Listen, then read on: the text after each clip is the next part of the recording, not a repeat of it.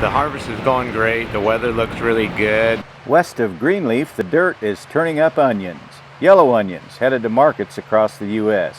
U.S. farmers plant approximately 125,000 acres annually and produce about 6.2 billion pounds a year.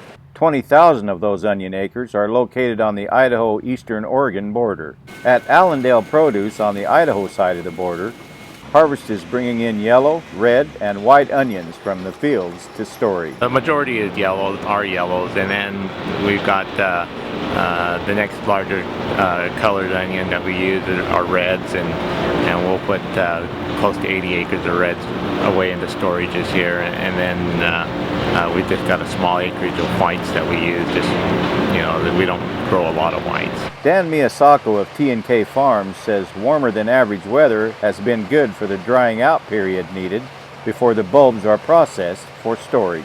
That makes a lot of difference on how quickly these onions dry out. I was actually driving for my dad when I was a kid.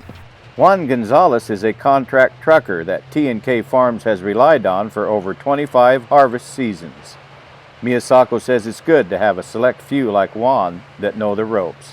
We've really been spoiled that way. We've had really the same people on the farm every year, so they know where the fields are, know what we expect, know what they're doing out there, so it just makes things go a lot easier out there. Gonzalez is really an auto mechanic who takes a month off each year to help with harvest.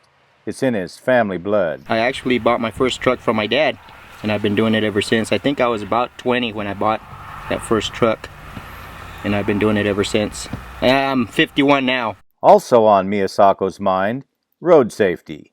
A recent road fatality involving farm equipment is a reminder that drivers need to be extra alert on country roads this time of year. This time of year is a very dangerous time of the year. I mean, you've got mint trucks, you got onion trucks, you got everything that's growing in the valley being harvested right now, and the harvesters and tractors that do all that work, they're on the roads too. So, you know, it's really important to just pay attention to what you're doing and keep an eye out. With the Idaho Farm Bureau, the voice of Idaho agriculture, I'm Steve Ritter.